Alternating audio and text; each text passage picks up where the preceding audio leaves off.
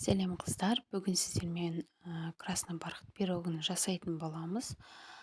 Барлық ингредиенттердің мөлшерін описанияға жазып кететін боламын.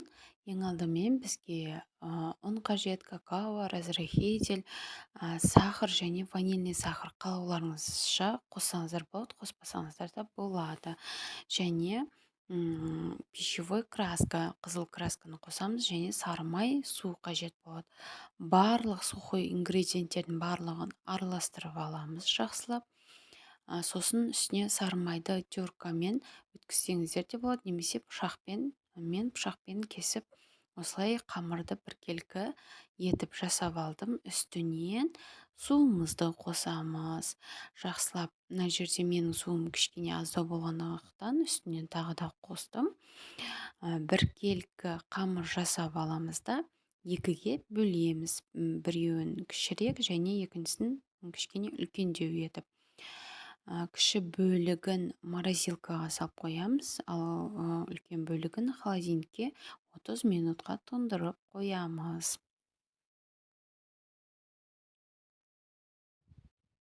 Және мына жерде пергаментімізді, қалпымызды дайындап аламыз. Менің қалпымның диаметрі 23 сантиметр. Барлығын осылай әдемілеп жасап аламыз да қамырымызды қойып, бортик жасап, әдемілеп қамырымызды жайып шығамыз.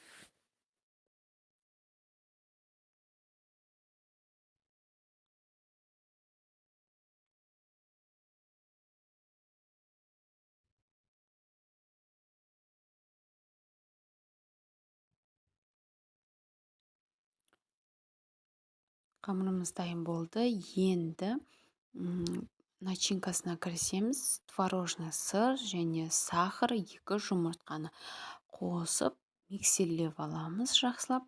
Біркелкі масса болды. Енді ыдысымызға құйып 150 градуста 40-45 минуттай пісіретін боламыз. Бұның үстіне морозилкадан алып, жаңағыда мен осылай қолмен ұсақтап әдемі бір ерекше болсын деп осылай жасадым. Сіздер теркадан өткізсеңіздер де болады. Міне пирогымыз дайын болды. Жасап көріңіздер.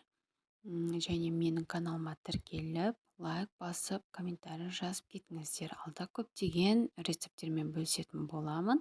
Сіздермен бірге болған Фариза Шалқарқызы.